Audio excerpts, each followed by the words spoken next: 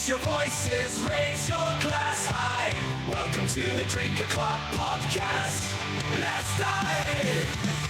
Oh, grab an old fashioned and join the fray. Raise your spirits, let the music play. From the corner pub to the dance floor. Drink O'Clock Podcast, we're ready for more.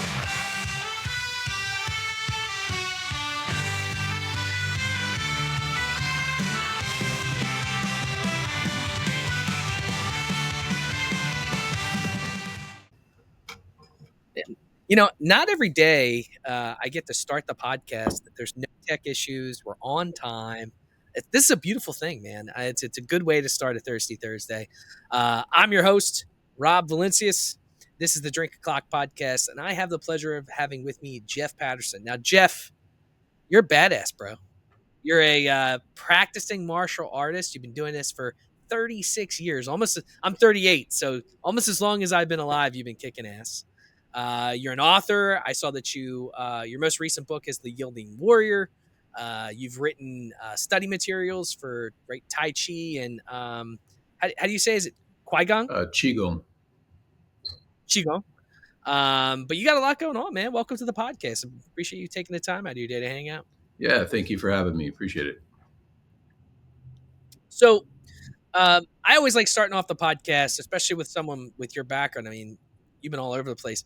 Talk to me a little bit about growing up, man. What was what inspired you to kind of get on that track to eventually lead you to martial arts and meditation? And tell me a little bit about your background up until that point. Yeah, so as a kid growing up, I didn't have a whole lot of opportunity. I was a pretty low income family. We grew up in HUD housing, and I got food stamps as a kid to go buy stuff at the store, and I was always embarrassed to hand them over the counter. Been there. I didn't have a lot of opportunity, but I was always interested in the martial arts. But because of where we were financially, I didn't have the option of joining an academy or a school. And so when I got my first job and started making a little bit of money, I found a local academy and started training. And I really just started to develop a passion for it. And I joined the Marine Corps shortly after that. When I got out of the Marine Corps, I moved up here to Portland, Oregon, and continued my training. I used to train at a boxing gym not too far from my academy now. And at a boxing gym, the way that they run things there is a lot different than your traditional fitness style class, in that it's not one instructor leading a group of people. Usually when you go into a gym, it's 4 or 5 teachers or instructors around, coaches, and each one of those coaches has 4 or 5 fighters they're working with. Well, at this one particular gym, one of the coaches was a very well-known coach. He had created national and world champion level fighters. I really wanted to get to spend some time with him, so I would always show up at the gym when I knew he was going to be there. I'd train hard, let him know that I'd be worthy of his time if he started helping me out. And, I followed him around for maybe 3 or 4 months. And finally, he started giving me a few tips here and there and showing me some stuff. And it was only about 2 or 3 weeks of getting to train with him when he said something to me that changed my life forever. In that he said, if you really want to be a good boxer, you should start doing meditation and Tai Chi. Now, at the time, I was this 19-year-old kid thinking Tai Chi was for old people in the park and wondering how that's gonna help me be a better fighter. But I had a lot of respect for him. I knew he was trying to help me, and I took on the practice, and it's changed my life in many ways. And through the years, I've been fortunate enough to have over 26,000 students come through the academy here, and I've literally heard hundreds of stories of how the meditative arts has positively influenced people's lives. And that's what's given me the energy and the motivation to write my last couple books and create my online programs and really just try to get this message out there. It's wild how life is, right? One chance encounter, one sentence can just change your life, and it's weird because you never know when that's going to happen.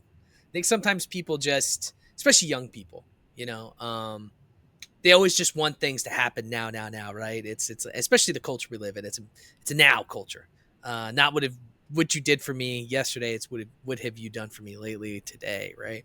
And I think if sometimes we just kind of slow down a little bit, and I'm sure that plays into a lot of what you do with meditation, and we're going to talk about that because I'll be honest with you, I don't know shit about meditation. So when we connected, I'm like, oh, I got to talk to this guy because that's something I was talking to the wife. I said, I think I'm gonna get up earlier in the morning. I've started to.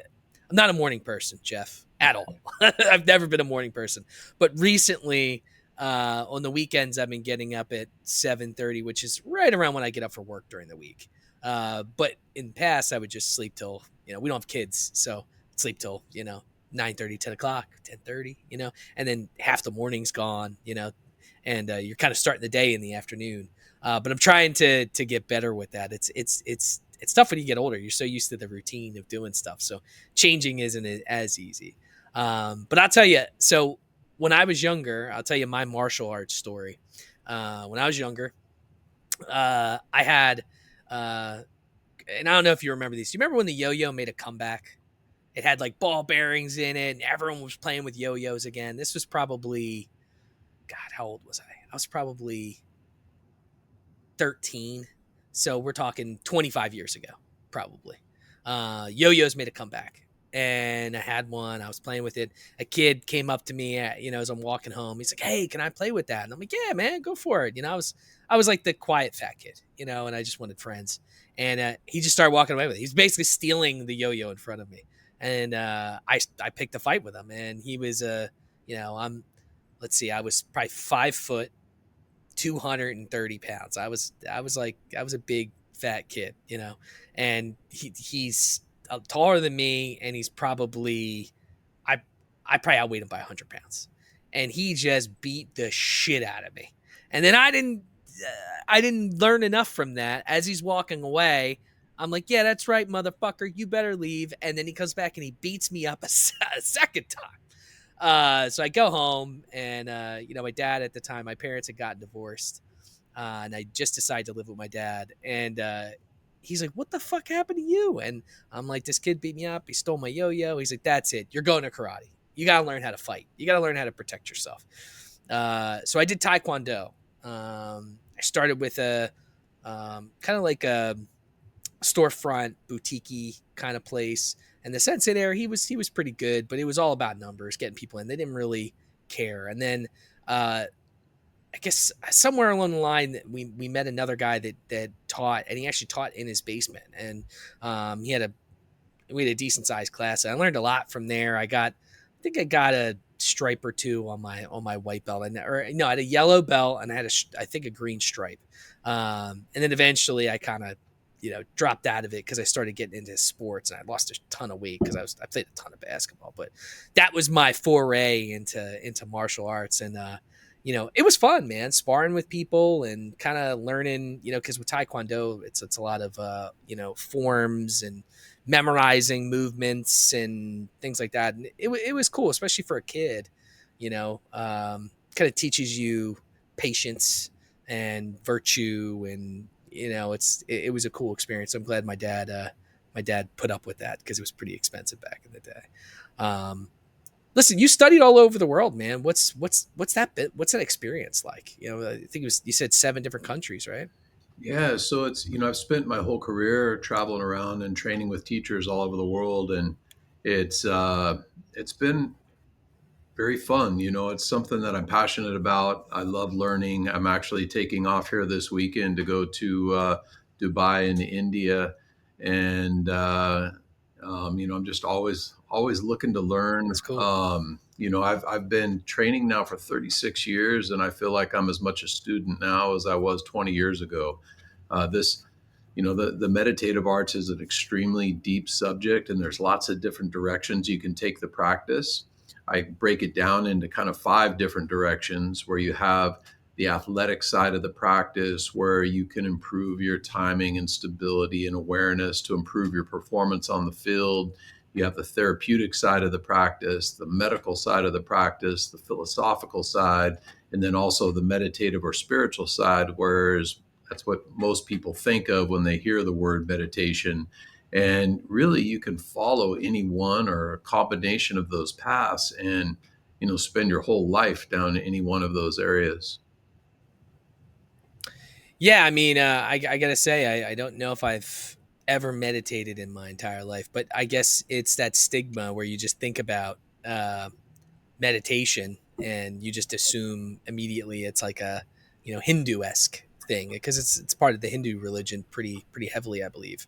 Um, uh, let's break this down to fundamentals, okay? Because I know I have a lot of different styles of listeners for the podcast. Can you break it down to its simplest form? What meditation is, right, to the regular Joe? And I know you had mentioned three types. Can you kind of reference those and kind of break those down as well, so we can kind of get a better understanding of what really is meditation? So that's a really big question, and that there are lots of different things that we can integrate into a meditation lifestyle. And usually, when I bring people into the meditative arts, I talk to them about learning how to build an evolving life practice around the meditative arts.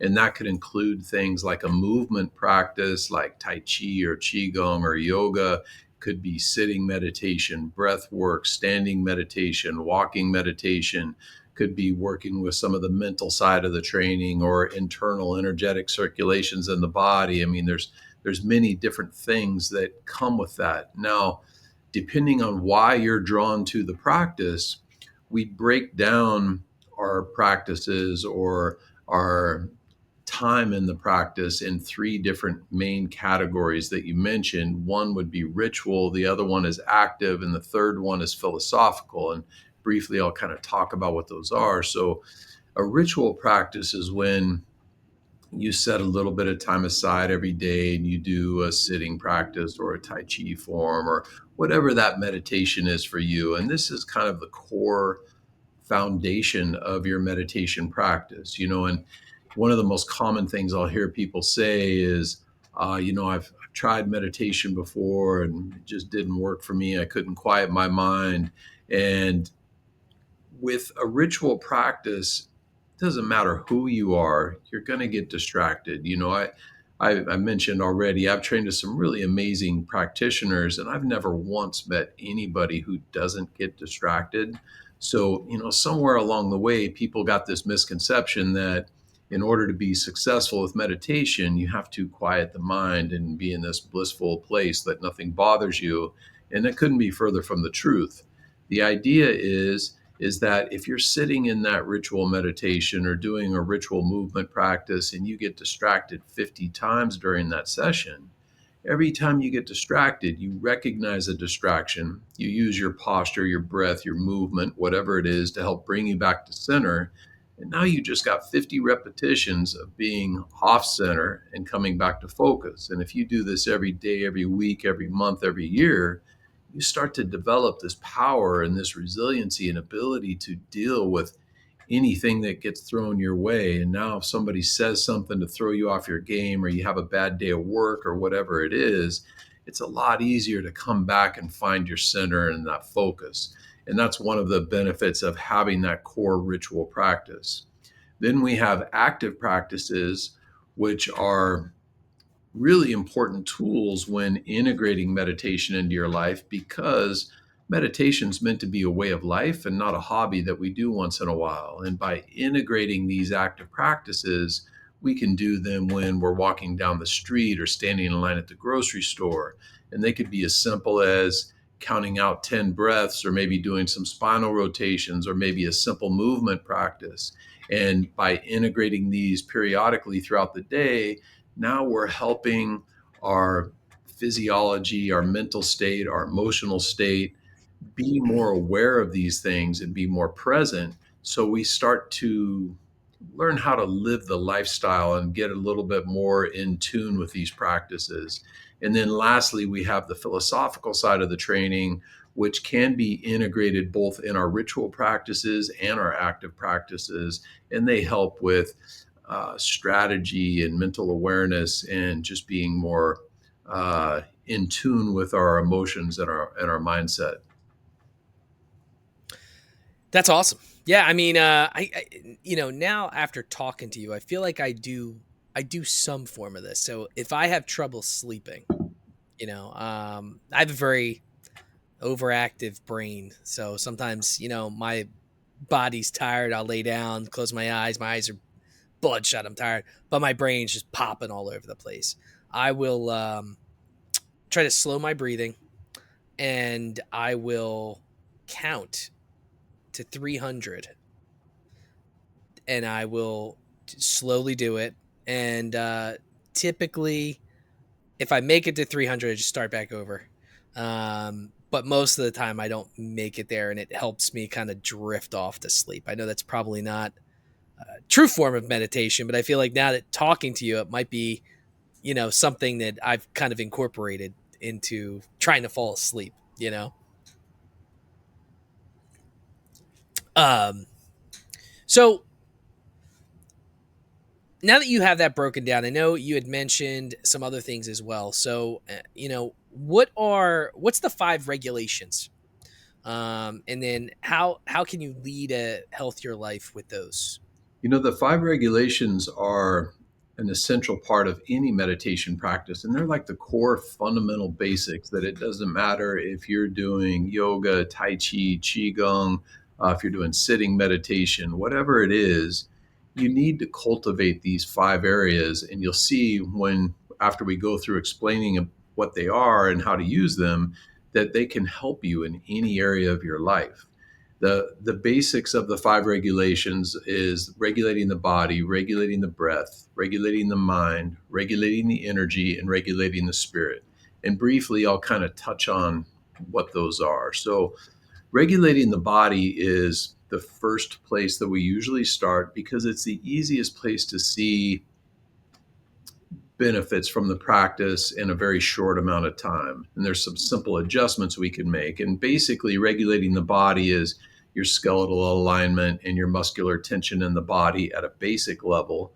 And then at a more detailed level, we get into maintaining a certain amount of muscle in the body so we stay healthy, keeping flexible, keeping a certain basic diet so we have the appropriate nutrients coming in, and getting enough sleep so we can maintain that energetic state.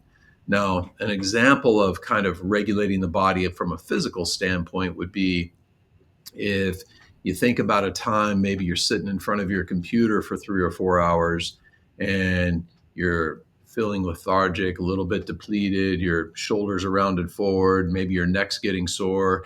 And then another time when the most important person in your world walks in the room and your body perks up and you feel like you're on top of the world. Well, these two different energetic states we're in 100% control of all the time.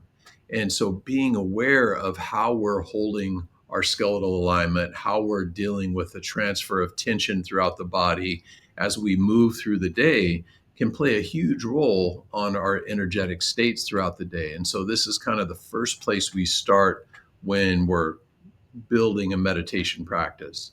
The second level is regulating the breath. And this is a very deep topic and something that you'll study for the rest of your life if you get into the meditative arts. Oftentimes, Qigong is referred to as the science of the breath because there's literally hundreds of different breathing strategies. Now, once you understand how to use these strategies, we can get different outcomes with them. And because there's so many of them, we kind of broadly categorize them into yin methods and yang methods. Yin methods are often deeper, more holistic style of meditations. They're great for dealing with anxiety, with panic attacks, with boosting our creativity. An example of the yin breath would be if you ever listen to somebody sleep, their natural breathing pattern is a longer inhale and a shorter exhale. And this is the body's natural way of bringing your conscious mind into your subconscious mind, which is where you are when you're sleeping and dreaming. And so if you want to emulate this style of energy in your meditation practice, we can lengthen the inhales, maybe do soft retentions at the end of the inhale and shorter exhales to get these kinds of outcomes.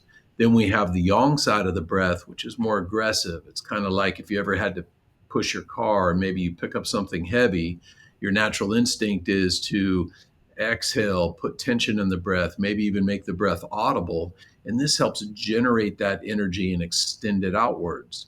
And so once we understand how to use the breath as a strategy, now we can use it to regulate our physiology, our mental thoughts, our emotions. And, in Chinese philosophy, they call this balancing the kan and li, or the water and fire. And it doesn't matter who you are, everybody goes through the day with emotional ups and downs. Some people are like a roller coaster, others maybe a little more balanced. But when you can recognize these imbalances and say you start to get excited, we can use the yin side of the breath to help bring us back down. And when we see ourselves starting to feel depleted, we can use the yang side of the breath to help build us back up. And so learning how to use this strategy in our days will help us maintain balance and focus and be a little more centered and come from that present state of mind in everything we do. Then thirdly, we have regulating the mind. And just like the breath, this is a very deep topic and something that you'll spend your entire life working on. And it kind of comes back to something we already touched on when we talked about, when you meditate and you get distracted, you use the practice to help bring you back to center. Well, when we develop that sensitivity and the awareness of those imbalances, now we can make adjustments before they get too far down the wrong path. There's this story that I really enjoy about these two older monks, and they're walking down this dirt road after a big rainstorm, and it's a mess everywhere. There's mud puddles and it's muddy, and they come up to this huge mud puddle, and on the other side of the puddles, this beautiful little girl standing there in a white dress. And the older monk yells across the puddle and says, "Is everything okay?" She's over there crying. And she says, I need to be somewhere, but if I walk across this puddle, I'm going to get my dress all dirty. So the older monk, he rolls up his pant legs, he walks across the puddle, picks her up, puts her on his back, takes her to the other side, sets her down. She's off on her way. Well, him and the younger monk are walking a couple miles down the road, and the younger monk says, we're not supposed to touch girls, but yet you did back there at the puddle. And he's just furious. And the older monk looks down at him and says, "You're still thinking about that girl? I left her back there at the puddle." And how many times in life do we have to get 2 miles down the muddy road before we finally realize we need to let this thing go? And so this idea of being more aware and more in tune and more present when these things affect us mentally and emotionally gives us the tools to make those adjustments before it gains too much negative momentum down any one of these paths. And some people hold on to this stuff far too long. It could be not just 5 minutes, but some people hold on to it for 5 years.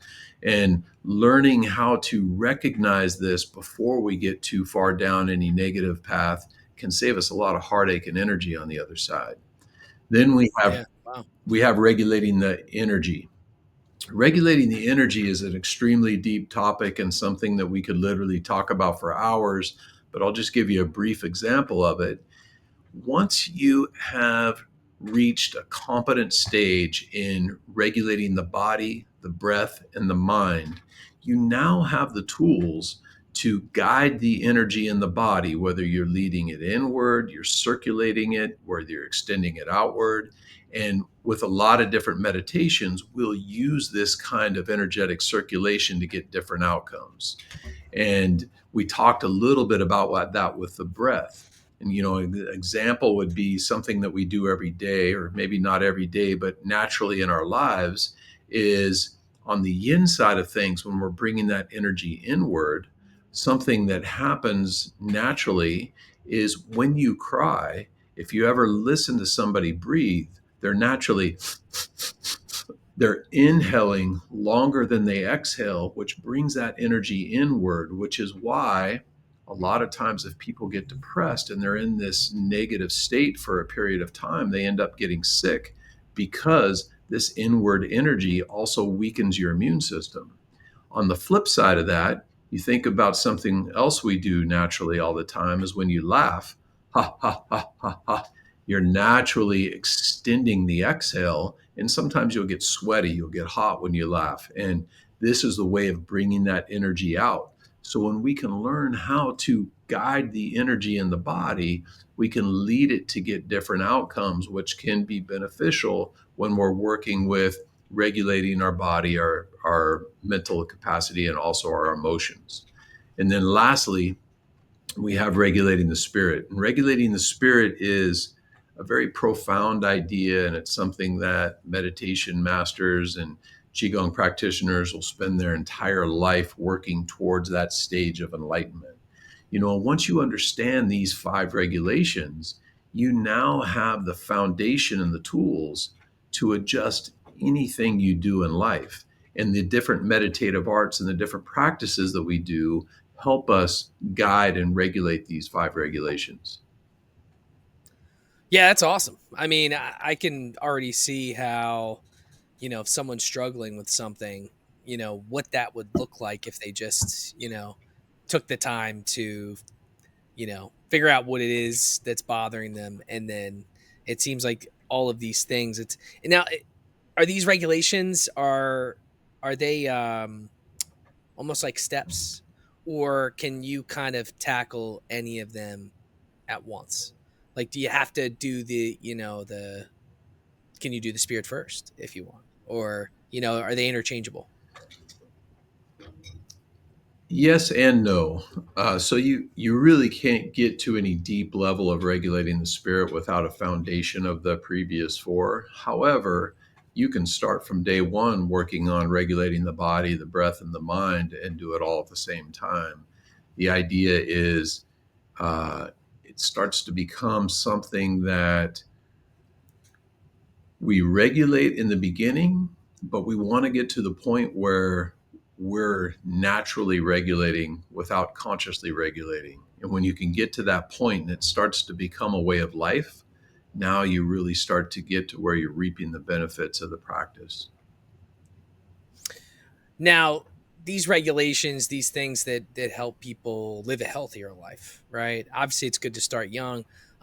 What's your recommendations for someone that's older? Maybe someone that's a senior, because I work in the senior world, so I work with Medicare and insurance. I deal with seniors all the time, and it's kind of wild because you deal with um, one man 65 is a totally different other guys 65, where some people that are 65, they just beat the crap out of their bodies, and they have a wheelchair or a walker. I mean, they really look old. And then there's some people that are 65 that can run 5 miles, and half the time they're in better shape than some of the people that I know that are 45.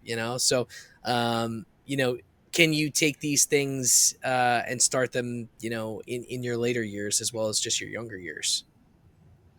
Definitely, and in my practice here at the academy, it's not uncommon to have somebody come in here in their 70s and start the practice. And the great thing about incorporating meditation into your life is you can use it to help with your mobility, your balance, your strength, your flexibility. It can keep you more mobile and healthy way into your later years, and a lot of people practice the meditative arts for longevity. There's so many studies and benefits that show that if you do these practices, they can help you live a longer, healthier life. So let me ask you this, because I know that in reading up, with a lot of your stuff, I didn't see you mention much of it. So with meditation, does that also play into like yoga? Because I do know a lot of older clients that studied yoga and did a lot of yoga for years. They tend to be pretty spry in their older years because obviously a lot of it's focused on flexibility and balance. Yeah, yoga is a meditative art. Yoga, Tai Chi, Qigong, um, uh, sitting meditation, standing meditation, breath work, all of those things are different meditative practices. Okay. Um, so talk to me a little bit about some of these different practices, because you hear, I mean, I've heard jujitsu, mai tai, tai chi, the qigong or the Qigong was new for me. Yep. Can you explain that? You don't have to go into vast amounts of detail, but can you explain some of the minute differences between them, or obviously might even be more than minute. Yeah, so kind of getting into a little bit of a different topic. If we go into the external arts, when I say internal arts, I'm talking about like the meditative arts. External Hmm. arts, I would pull things like Brazilian Jiu-Jitsu, Muay Thai, Western boxing, Taekwondo, any of those more combat style martial arts.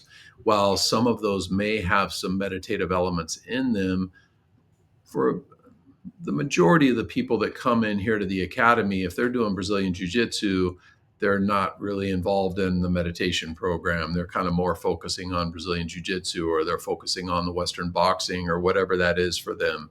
Uh, the meditative arts is more geared towards health oriented practices. However, Tai Chi in and of itself originally was a martial art and used to, if you go back 1,000 years ago, everybody who practiced Tai Chi was doing it more for the physical side and more for the martial side. But now, if you were to pool all of the Tai Chi schools around the country, I bet less than 5% of them have over a second grade education in how to use Tai Chi as a martial art. Most people these days practice it because there's so many health benefits. And, as you mentioned, for seniors, it's great because it keeps them more stable on their feet. It keeps them flexible. It keeps their muscle tone up. And so it really helps as they age into later years. And then for the younger practitioners, now you're setting the tone because, it's one thing if, you abuse your body for 30 years, 1 year of practice isn't going to be enough to make up for those 30 years of abuse. So the getting into this It's true. at a quicker age or younger age can be really helpful. And, so really anybody can benefit from it. I told you I started when I was 19, and I see people across the board coming in here from their teens all the way up into their even 90s. I've had students in that age range as well. It's awesome. I love when I think here's the problem, right? In America, a lot of the times, especially when you're retired, people just kind of sit around. They don't tend to do anything. And I think, and look, this is me working in an office. I used to work in retail, and I was all over the place. I was standing. I never got to sit. And I was in the best shape of my life, And then I work in an office. I'll be on year 10 in April, and I've put on probably 75 pounds over 10 years. It creeps, right? It's like 5 to 7 pounds. You don't realize it. And then before you know it, you're like, holy crap, what happened? And, it's that office culture just sitting around.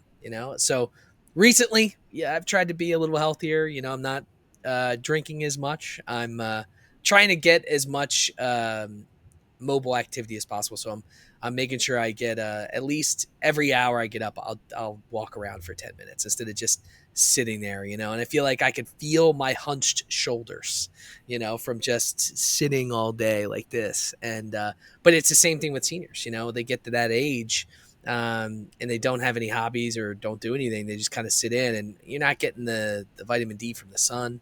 You're not moving around, so your body deteriorates faster. I mean, it's just we're not meant to just be sitting around inside with fluorescent lights, or you're meant to be kind of out and about. And we lose that. So it's good that you, with your practice, you do get to kind of spread the good word and help out some seniors who I'm sure really need it. 90s is cool, man. Yeah. Guy was probably kicking it.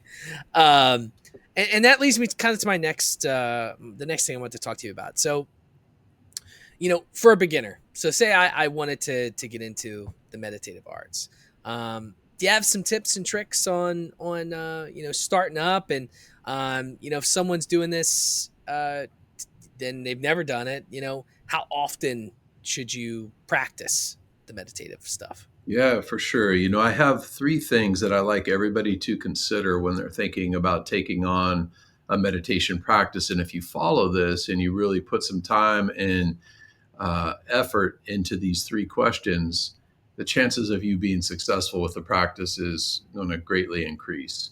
And the first one is, why are you being drawn to the practice? What's making you interested in wanting to take on a meditation practice? Is it that you want to stay healthy into your older years and watch your grandkids grow up? Or maybe you're dealing with a stress disorder or an illness and you want to use the practice to help with anxiety or panic attacks? Or maybe you're an athlete and you want to use it to improve your performance, which is why I got started. Whatever the reason is. And then once you have that basic reason, think about a little bit deeper on that as to how that will change your life if you get that outcome. If you do this practice and it helps you on that path, it helps you with your anxiety and you don't have panic attacks anymore, how much more confident are you going to feel? How much better are you going to feel when you're going to the grocery store or whatever it is? And also, if you don't do it and you keep having those panic attacks, how are you going to feel in that scenario? So kind of give it some fuel. Think about, what is the main motivation behind it, and really spend a little bit of time and investigate that, because I don't care who you are, whether it's tomorrow, next week, or next month, your alarm's going to go off in the morning and it's going to be time to get up and do your practice. And you're going to say, I'll hit the snooze button. I'll do it tomorrow. And if you don't have a reason to get up and a reason to do the practice, it's not going to work for you, And with you asked as far as like, how often you should do it. It should be a way of life. It's something that we do every day. You don't need to retire to a cave and meditate for the rest of your life.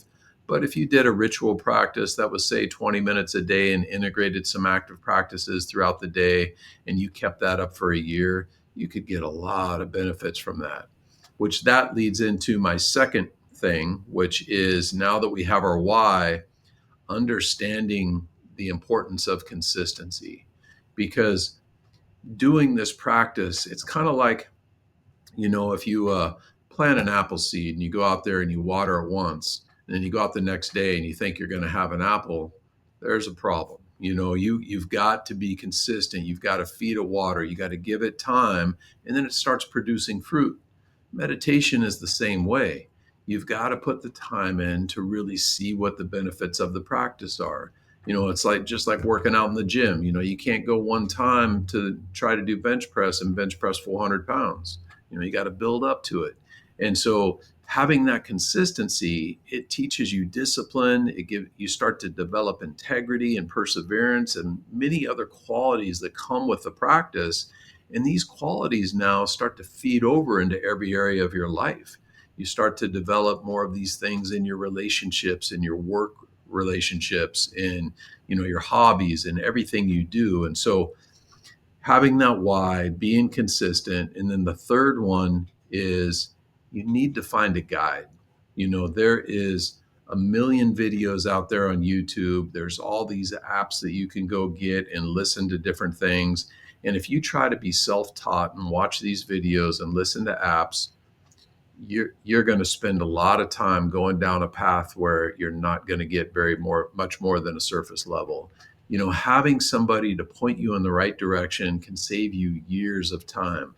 I've literally had students come into the academy that have been doing the meditation practice of some sort or another for 10, 15, 20 years, and they'll see somebody who's been here under guidance for 12 months, and they're further along in their practice because they've had somebody pointing them in the right direction and showing them how to take the right path that doesn't get them distracted. So, life is short, your time is valuable. Having somebody to help point you in the right direction is huge. And so with those 3 things, if you really consider that, and you do a ritual practice every day for 20 minutes, you take on some active practices throughout the day, integrate some philosophical practices, and you keep that up for a year, I guarantee you, not only will you do that for the rest of your life, but you'll see so many positive changes that, you'll stop looking at it like a chore you have to do and start thinking, man, this is something I get to do, and get excited about it because you'll see so many benefits from it. Yeah, I mean, look, that's I mean, that's some knowledge, man. I mean, that's a lot. I mean, those keys there are I mean, those could flow to a lot of things in life, right? I For mean, sure. even your job. you know, and the things that you do, it's like you get up in the morning and you're getting ready for work, and a lot of people it's like, well, why am I doing this? And I bet you if you asked 95% of people are going to tell you, oh, I got to pay my bills, right? But at the end of the day, yeah, I mean, we all got to pay our bills, but you got to have some purpose. And I think we today we get very restless because no one can ever answer the why question. I feel like I could probably answer some of it. I think I know why, but in your 20s you think you know why, right? In your 30s you're like, I know why, kinda. I don't know enough, but I know enough. And I think that's like that gradual knowledge factor with age is, and some people grow, they get it early, but I do think it's a natural progression of, your 20s, your 30s, and then when you get into your 40s, that's really when shit starts to go starts to go down, right? You're like, all right, I know who I am in a lot of factors. I know, why I'm doing certain things, and I think that just comes with age.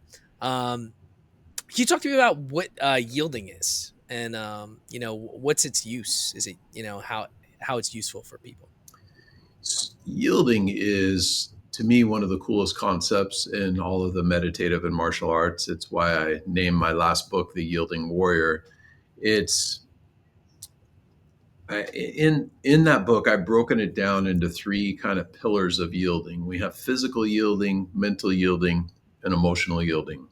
Physical yielding is the idea that I push you, you push me, whoever's the bigger, stronger person with the most leverage eventually is going to push the other person over. But with yielding, instead of us trying to see who the bigger meathead is, when you push me, I get out of the way of that force. So now I can respond with less effort. So I'm not trying to butt heads with you and see if I'm bigger and stronger than you. Now, in athletics, you have to know how to do this because you're going to come up against people who are bigger and stronger than you, no matter what sport you play or what you do. And so, understanding how to use this skill is really valuable for anybody who's competitive. Now, in order to be good at physical yielding, a lot of things have to come into play. You need to be well rooted. The lower part of your body needs to be strong and flexible so you can change your central equilibrium without getting tight. The body has to be relaxed. The breath has to be calm. The mind has to be present. All of these things take years and years, if not a lifetime, to develop. And the cool thing is that while we do want to work towards mastering these skills because we can use them for so many different applications, from day one, by integrating a meditation practice into your life, you start to develop a higher sense of awareness inside yourself, and you start to recognize all of these things. And now, because I'm a little bit more in tune with these things inside myself, I also start to see these things more clearly in other people. And this is where we move into what I call mental yielding. Now, say, for example, you and I are having a conversation and I say something that unsettles you, and I pick up on it right from that first sign of imbalance. It's a lot easier to adjust the conversation and keep us in a happy place than if I'm not paying attention to that. And pretty soon I'm so far off track, you want to slap me upside the head. And so, learning how to use Yeah. yielding in all of our interactions is extremely powerful. One, you're just being more considerate, which is something that we should all try to do anyway. And two, it allows us to be strategic in our interactions, which can help us guide conversations and interactions to a positive outcome with the least amount of resistance.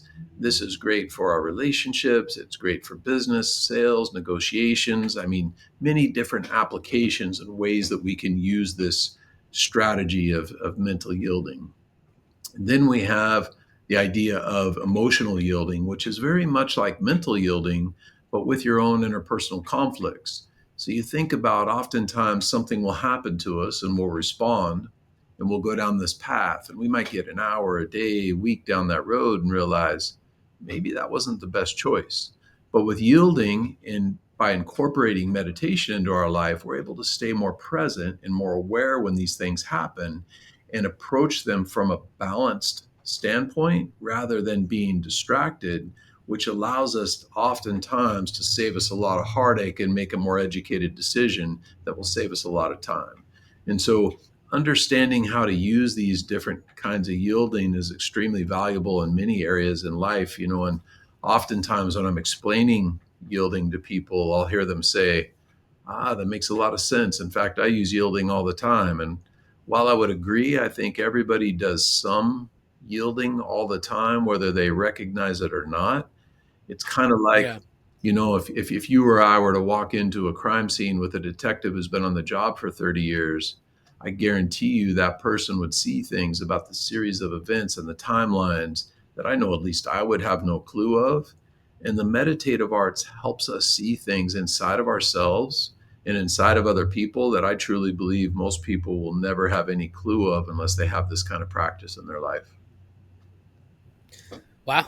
Yeah, I mean, you're talking about it, the different stages. I'm like, I definitely do a little bit of that. And I think honestly, in today's, parabolic type atmosphere with emotions and things like that, I feel like if more people learned yielding, there would be a lot less conflict in this world. Or Oh, and right, look, at the end of the day, right? Conflict isn't it's not always bad. right, That's the other thing too. I think we live in a world where it's like nobody wants conflict, and you have to agree with whatever side is the majority. And I think that's. I grew up in a time, and I'm sure you did too, where conflict. It was okay to have conflict.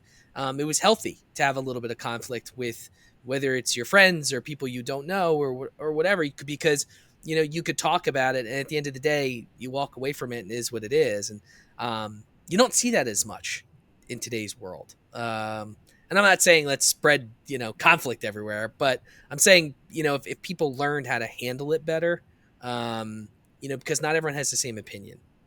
Me and you probably differ on opinions, and we would never agree, but it doesn't mean that we can't sit down and have a great conversation, right? I think, I think we need to get back to that, because that's where in my opinion, some of the best things have come from that, whether it's movies or different types of meditation or whatever. It's just someone had a difference of opinion and chose to go their own way. And that's my rant of the day on that. But let's talk a little bit about your program. So can you explain what the Yielding Warrior program is, and how that differentiates from other meditation programs? Yeah, so I created the Yielding Warrior program to teach people how to build an evolving life practice with the meditative arts. So it's not focused on any one style of meditation, it's teaching the science and the theory behind it. So basically, you can learn how to write your own prescriptions, if you will, when certain things happen. We're always kind of at an imbalance. And if you're doing an energizing meditation practice, and you're already feeling a little bit excited or stressed out, you're doing the wrong practice. And so, understanding how to use these different methods to find that balance and work with these five regulations is really essential. And within the program, you're going to learn things from movement exercises, from Tai Chi and Qigong, and different stretching routines, through breath work, sitting meditation, energetic work in the body, understanding the philosophy behind meditation, standing meditation, and basically just kind of learn how to build an evolving life practice with the meditative arts. So, in today's day and age, right? We are a very internet focused type of world. Does your program allow for remote learning? Because I know you're up in the way northwest. Well, for me anyway. Yeah, so it is an online program and you learn that Cool. way. However, as I mentioned earlier, the internal arts is meant to be uh, a practice where you turn internally. That's why it's called internal arts. And so if you're thinking that every time you go to meditate, you're going to watch a screen or listen to an audio, you're already just on the surface. Now, it's okay, and obviously I believe in it, or I wouldn't have created a program around an online program. But you can use these resources to learn the practice. But when you do it for your daily ritual practice, you don't want to use it as a crutch where you have to turn on the video screen or listen to the audio programs. You want to get it memorized. So that way you can do it on your own and really reach a deeper level of feeling. And it doesn't matter what meditation practice you do. We've already mentioned many different ones in this conversation. What gets you to a high level of development and practice is to develop a deeper level of feeling. And the only way that you're going to get that physically, mentally, and emotionally is to turn that focus inward. In today's society, we're so distracted with our cell phones and advertisements and all of our to dos and being in the cities and things that we've got going on that, when we do this practice, it's meant to help us kind of return to who we really are and really pay attention to kind of our heart and our soul. And, it's one of my meditation teachers. He always says, we're so caught up in today's society that, we're all walking around with masks on. We got these barriers up to protect us from, things that we feel like we want to say, but we don't, or things that we want to hide from other people and we don't want to show who we really are. And, having a meditation practice, it's one of those things that helps us take those masks off because, a lot of people, they go to look at themselves in the mirror and they're still wearing that mask. And having a practice like this helps us learn how to take that mask off and at least stay connected to who we really are with ourselves. I couldn't agree more with you. What was it like opening up your own program? Was it like a different type of feeling? Because obviously you've worked with a ton of different students. Was it nice that you could be able to take all of this knowledge that you've accumulated over 36 years and be able to kind of bestow it upon other people? Yeah, well, I've been running this academy now for 30 years, so it's kind of been on my own thing here for a while. The main reason why I started the online program was just because I've seen it through the years help so many people. I wanted to get out there to more than just the folks here in Portland. I wanted to try to see if I can Yeah. help a bigger audience. And that's why I created my last couple books and created the online program and my teacher training program. That's awesome. That's awesome. Let's talk about your book real quick. Your most recent book, that was the Yielding Warrior. Tell us a little bit about it. Is you have 3 books, right?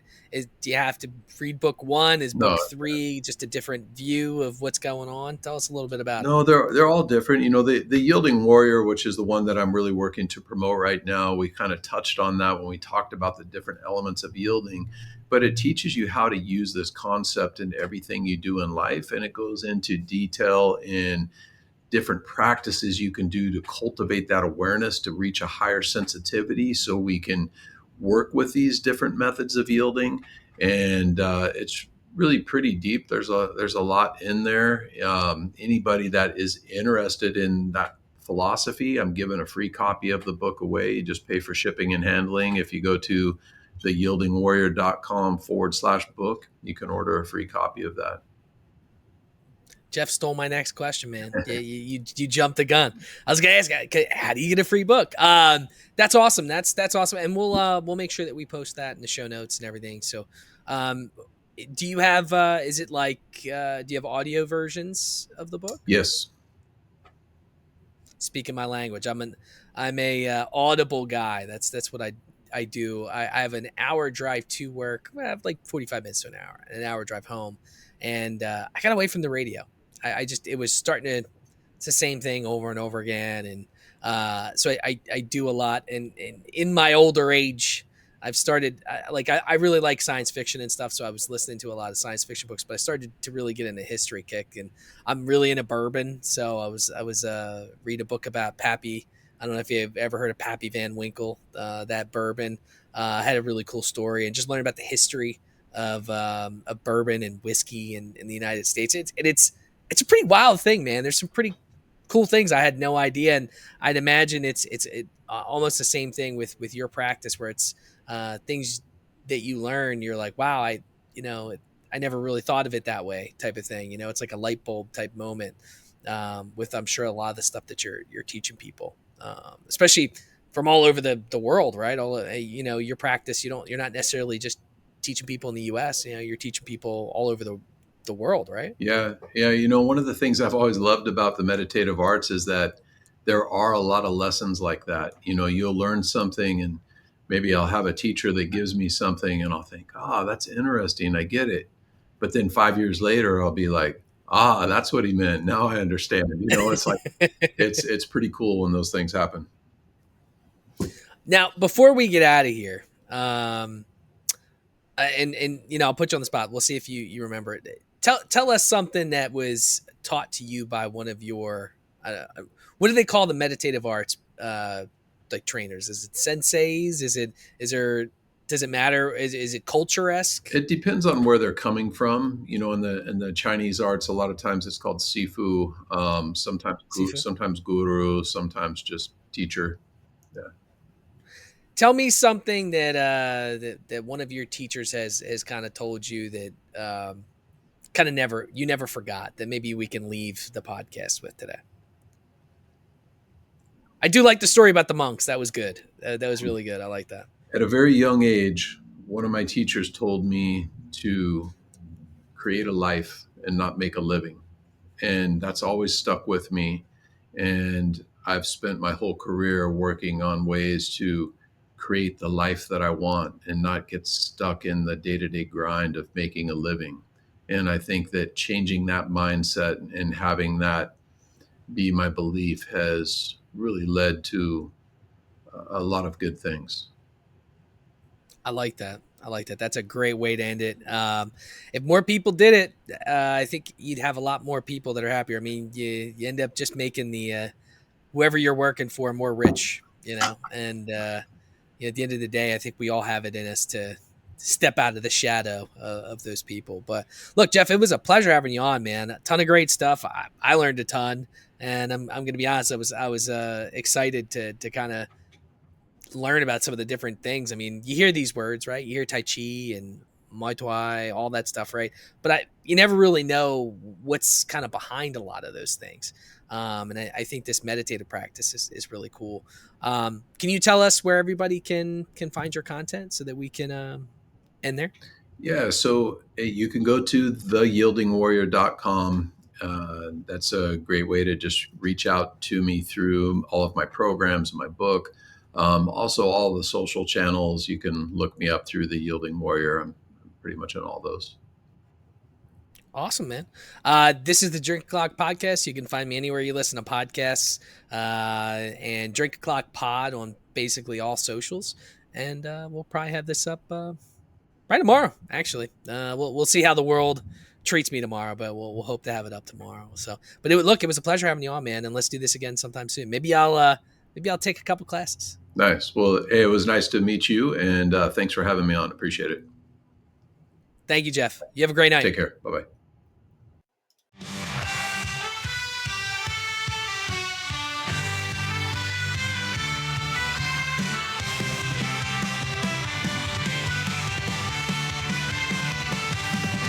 On a stormy night where legends unfold, there's a podcast that's breaking the mold.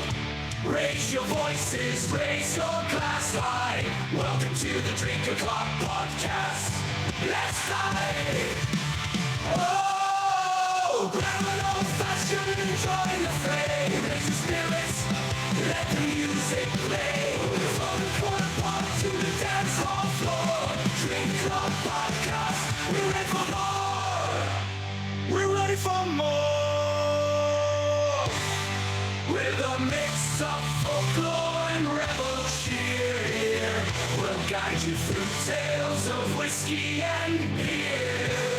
From Irish shores to lands afar, grab your friends, it's time to raise the bar.